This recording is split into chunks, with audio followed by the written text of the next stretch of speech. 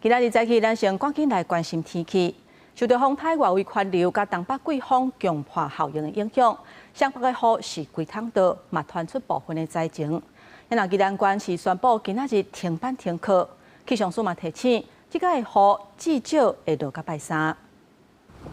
东北角大雨落袂停，8日暗时第二线滨海公路82.4公里的所在，山壁顶的石头放来挡的路的双向拢有货车闪袂赴去弄掉，好行在驾驶拢无大碍。气象署讲，这边的大雨落也袂煞。预测在新竹以北以及宜兰这一带有可能出现豪雨的一个降雨，也就是24小时的雨量有机会来到200毫米以上。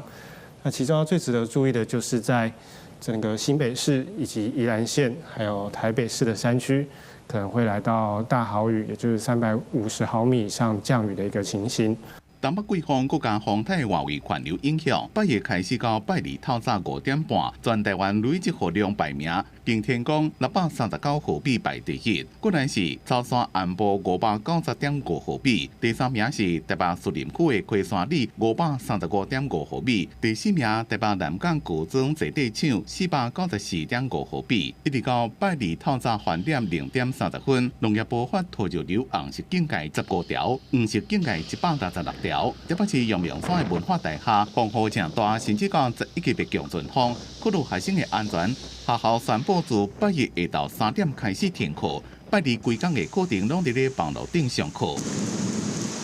北台湾的雨落到旧式的境界，新北市力量消防队因为大雨还有海水满流，水规个涨起来。 有一台轿车吊吊的，不敢在消防员接到报案，出动收人船，加车内2个人救出。 另外，同的大园落地甲关金真侪所在淹水。我在里面站起来，看到外面什么淹大水，我才喊人啦。拜二除了宜兰县宣布停班停课，伫台北市、新北市、桃园市、新竹县、花莲县，拢有部分学校甲地区宣布停班停课。提醒民众，这边的雨拢集中落伫咧北部甲东半部，大雨至少会落到拜三。记者综合报道。